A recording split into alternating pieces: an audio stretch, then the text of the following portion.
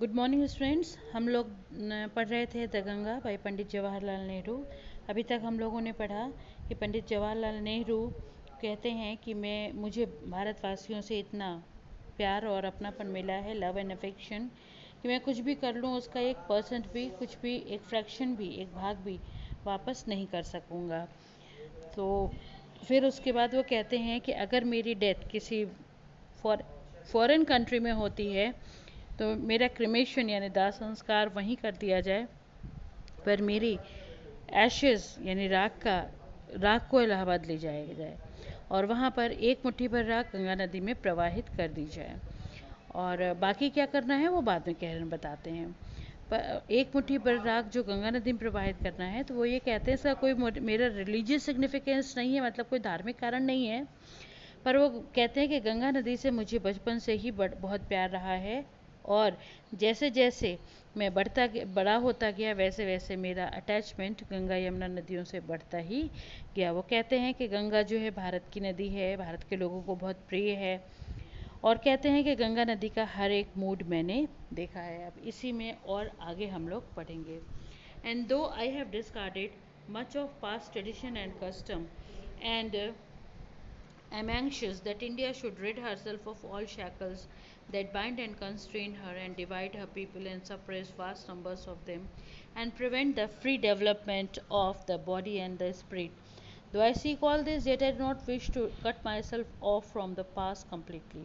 मैंने आपको पहले भी बताया था, जवाहरलाल नेहरू जो लिखा है जो उन्होंने, उनकी एक हैबिट थी कि वो ज़्यादातर लॉन्ग सेंटेंसेस लिखते थे।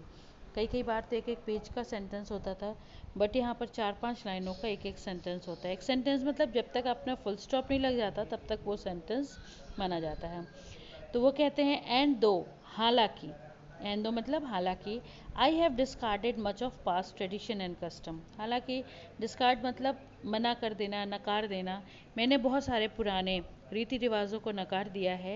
And I am anxious that India should rid herself of all shackles, और मैं इस बात में बहुत आतुर हूँ कि भारत को जो अपनी शैकल्स मतलब बेड़ियाँ, भारत को जो अपनी बेड़ियाँ हैं उनसे छुटकारा पाना चाहिए। That bind and constrain her and divide her people, वो बेड़ियाँ जो कि लोगों को बाइंड करती हैं, बांधती हैं, ठीक है, और कंस्ट्रेन हर उनको रोकती हैं और लोगों को बांटती हैं। And suppress vast numbers of them, और उनको दबाती हैं, मतलब उनको खुल करके जीने का अधिकार नहीं देती हैं। ऐसी बेड़ियों को, बेड़ियाँ कैसी, पास्ट ट्रेडिशन और कस्टम्स की, ऐसी बेड़ियों को रिड हर सेल्फ, रिड मतलब छुटकारा पाना, ऐसी बेड़ियों से छुटकारा पाना चाहिए। And prevent the free development of the body and spirit, और free development of the body and spirit, body मतलब शरीर और स्पिरिट मतलब आत्मा, शरीर और आत्मा का फ्री डेवलपमेंट हो, ऐसी जो जिससे कि ये प्रिवेंट करती हैं, बचाती हैं, ऐसी शेकल्स, बेड़ियाँ जिनको बांध के रखती हैं, इनसे हमें छुटकारा पाना चाहिए। दो आई सीक ऑल दिस, हालांकि मैं ये चाहता हूँ, ये do not wish to cut myself off from the past completely, फिर भी मैं अपने आप को पास्ट मतलब प्राचीन काल, भूतकाल से अपने आप को पूरी तरह से कट ऑफ नहीं करना चाहता हूँ, पूरी तरह से अलग नहीं करना चाहता हूँ। क्यों?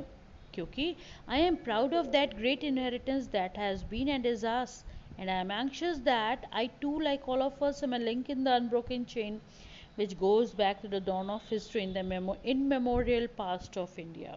वो ये कहते हैं, क्यों वो चाहते हैं कि मतलब बहुत सारे उन्होंने रीति रिवाजों को नकार दिया है, फिर भी भारत की प्राचीनता से वो अपने आप को बिल्कुल अलग क्यों नहीं करना चाहते हैं? क्योंकि वो कहते हैं कि आई am proud of that great inheritance, मैं भारत की जो प्राचीन परंपराएं हैं उसके ऊपर मुझे बहुत गर्व है। दैट हैज़ बीन, जो कि हैं, एंड इज आर, जो हमारी हैं, and I am conscious that I too, like all of us, am a link in the unbroken chain, और मैं इस बात से पूरी तरह से जानकार हूँ, मैं इस बात को मानता हूँ कि जैसे अनब्रोकन चेन, अगर एक चेन है, चेन आप जानते हैं एक कड़ी है, उसके अलग अलग लिंक्स होते हैं, अलग अलग कड़ियाँ होती हैं, और जहाँ से वो चेन टूट जाती है वहीं पर वो चेन एक पूरी, जहाँ पर कोई कड़ी टूट जाती है वो चेन टूट जाती है, वो अनब्रोकन नहीं रहती है। तो वो कहते हैं कि M a link in the unbroken chain, मैं उस चेन, उसका एक लिंक हूँ, मैं कड़ी हूँ, which goes back to the dawn of history in the immemorial past of India. Immemorial जिसे कभी ना भुलाया जा सके, भारत की अभूतपूर्व प्राचीन जो धरोहर है, जो कि इतिहास के डॉन मतलब होता है DAWN, डॉन, डॉन मतलब होता है भोर, धुंधल का, जब बिल्कुल सूरज निकलता है उस समय के समय को कहते हैं DAWN, डॉन। और एक होता है DON, डॉन, डॉन आप जाते हैं ना, मैं हूँ डॉन, अमिताभ बच्चन और शाहरुख खान की पिक्चर आई थी वैसा ही, पर वो डॉन नहीं, यहाँ पर DAWN, डॉन, डॉन मतलब प्राचीन, मतलब एकदम भोर, मतलब प्रारंभ, जब इतिहास की शुरुआत नहीं हुई थी उस समय से ही भारत की प्राचीन जो परंपराएं हैं उनका मैं हिस्सा हूँ। That chain I would not break for I treasure it and seek inspiration from it. इस चेन को मैं कभी नहीं तोड़ूंगा क्योंकि मैं इसको बहुत संजो कर रखता हूँ। ट्रेजर मतलब होता है खजाना, और संजो कर रखना, दोनों संभाल कर रखना। And seek inspiration from it, inspiration मतलब प्रेरणा लेना, और इसी से मैं प्रेरणा लेता हूँ। And as witness of the desire of mind and as my last homage to India's cultural inheritance, I am making this request that a handful of my ashes be thrown into the Ganga at Allahabad.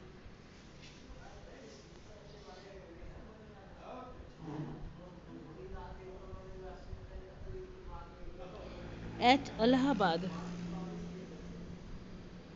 to be carried to the great ocean that washes India's shores. अब वो कहते हैं कि इस and as witness, witness मतलब गवाह, of this desire of mind, और मेरी इस बात का गवाह है कि and as my last homage to India's cultural inheritance, homage मतलब श्रद्धांजलि, और मेरी भारत की परंपरा को, कल्चरल मतलब सांस्कृतिक धरोहर को मेरी आखिरी श्रद्धांजलि के रूप में मैं क्या चाहता हूँ। I am making this request, मैं ये रिक्वेस्ट कर रहा हूँ, मैं विनती करता हूँ, प्रार्थना करता हूँ, that a handful of my ashes be thrown into the Ganga at Allahabad, कि मेरी एक मुट्ठी भर राख गंगा नदी में प्रवाहित इलाहाबाद में कर दी जाए, जिसका अब नाम प्रयाग है। To be carried to the great ocean और दैट वॉशेज इंडिया शोज। आपको पता है कि अपने बड़े लोगों का, गुरु का, देवी देवताओं का चरण पखारते हैं, चरण पखारते हैं मतलब उनके पैर धोते हैं। और इसका देखिए कितना अच्छा वर्णन है, अगर आप अपने मन में सोचिए तो जैसे अपने बड़ों का, माता पिता का, गुरुओं का, देवी देवताओं का चरण पखारा जाता है, पैर धोया जाता है, वैसे ही अगर आप सोचिए तो अगर आपने कभी भारत का नक्शा देखा हो तो भारत की 3 ओर समुद्र है। कौन सा समुद्र है? बे ऑफ बंगाल यानी बंगाल की खाड़ी है, अरब सागर है और इंडियन ओशन है। 3 तरफ समुद्र से घिरा हुआ है। तो समुद्र का पानी जब लहरें, समुद्र की लहरें जब छोर पर आती हैं, किनारे पर आती हैं और तट को भिगोकर चली जाती हैं, तो ऐसा लगता है जैसे अपनी भारत माता का समुद्र पैर पखार रहा हो। और एक बात और कि गंगा नदी गोमुख, गंगोत्री से निकलती है और फिर जाकर के अरब सागर में मिल जाती है, सागर में मिल जाती है, और वही सागर तट पर जाकर के सागर की लहरें समुद्र जो देश का, अपनी गंगा, अपने भारत देश का पैर पखारता है। तो इसलिए वो चाहते हैं कि कि उनकी एक मुट्ठी भर राख गंगा नदी में प्रवाहित कर दी जाए, जो कि बाद में जा कर के समुद्र से मिलेगी, और वो समुद्र जो कि इंडिया के पैर पखारता है, वॉशेज इंडिया शोज। फिर कहते हैं the major portion of my ashes should however be disposed of otherwise. मेरी जो, अब उनने एक मुट्ठी भर राख तो कहा कि गंगा नदी में इलाहाबाद में प्रवाहित कर दी जाए, और उसका जो बड़ा भाग है, यानी जो राख का, एशेज मतलब राख, मेजर पोर्शन मतलब बड़ा भाग, राख का बड़ा भाग जो है उसको दूसरी तरह से डिस्पोज ऑफ किया जाए, उसको दूसरी तरह से खत्म किया जाए। कैसे? I want these to be carried high up into the air in an aeroplane and scattered from that height over the fields where the peasants of India toil, so that they might mingle with the dust and soil of India and become an indistinguishable part of India. अब वो ये चाहते हैं कि I want these two be carried high up. These मतलब ashes के बारे में बात कर रहे हैं कि जो एशेस का, जो राख का एक बड़ा भाग है, उसको बहुत ऊंचाई पर एरोप्लेन से हवा में बहुत ऊंचे पर ले जाया जाए। And scattered from that height, scattered मतलब बिखरा दिया जाए, फैला दिया जाए उस ऊंचाई से, ओवर द फील्ड्स, उन खेतों में, वेयर द पीजेंट्स, पीजेंट्स मतलब होता है किसान, farmers of India, toil, toil मतलब वर्क हार्ड, कड़ी मेहनत करते हैं, उन खेतों में बहुत ऊंचाई तक एरोप्लेन से मेरी राख को बड़ा पोर्शन ले जाया जाए और उस ऊंचाई से भारत के खेतों में बिखरा दिया जाए जहाँ पर कि किसान कड़ी मेहनत करते हैं। क्यों? So that they might mingle with the dust and soil of India, जिससे कि मेरी राख भारत के डस्ट मतलब राख से और मिट्टी से, धूल से, मिट्टी से मिल जाए, and become an indistinguishable part of India. Indistinguishable मतलब जिसे, डिस्टिंग्विश मतलब पहचानना, और इनडिस्टिंग्विशेबल मतलब जो से अलग ना किया जा सके, पार्ट ऑफ इंडिया मतलब उन खेतों की मिट्टी से मिल जाए मेरी राख जहाँ पर कि किसान कड़ी मेहनत करते हैं। कोई भी चीज़ हम लोग यहीं से, जैसे आप जहाँ खड़े हैं वहीं से ड्रॉप करेंगे तो उसी जगह पर गिरेगी, ऊंचाई पर ले जाएंगे तो क्या होगा, दूर दूर तक बिखर जाएगी।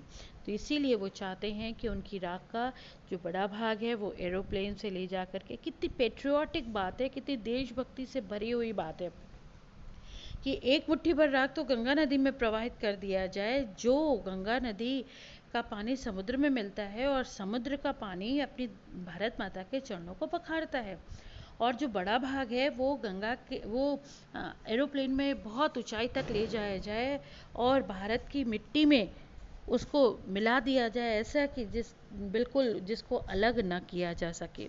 फिर ये कहते हैं, अब ये कहते हैं कि I have written this will and testament in New Delhi on the 21st day of June. Will and testament मैंने आपको बताया था, विल मतलब होता है वसीयत। अब उनकी जो पूरा ज़मीन जायदाद थी वो तो ऑब्वियसली उनके बेटी इंदिरा गांधी को जानी ही थी। तो यहाँ पर ये अपनी विल में क्या विश कर रहे हैं कि उनकी डेथ हो जाए तो उनकी राख का कैसे डिस्पोज ऑफ, खात्मा किया जाए, उसे जरा भी रिटेन नहीं करना है, उसे संजो कर संरक्षित करके नहीं रखना है। तो I have written this will and testament in New Delhi, इन्होंने अपनी वसीयत जो है न्यू दिल्ली में लिखी है on the 21st day of जून, मतलब 21 जून को, इन द ईयर 1954। 1954 में उनकी डेथ हुई थी, 64 में, ध्यान करिएगा 1964 में उनकी डेथ हुई थी और 1954 में ये विल टेस्टामेंट लिखा गया। और ये जो वसीयत थी किसी बंद बक्से में नहीं रखी गई, किसी लॉकर में नहीं रखी गई, उन्होंने एक मैगजीन में ये छपवाया, तो जिससे कि सभी लोग पढ़ सकें कि उनकी विल और टेस्टामेंट क्या थे। तो ये है आपका third lesson, the Ganga by Pandit Jawaharlal Nehru. आप पढ़िएगा, समझिएगा, जो कुछ भी नहीं आएगा आप उसको मुझसे पूछिएगा। Thank you.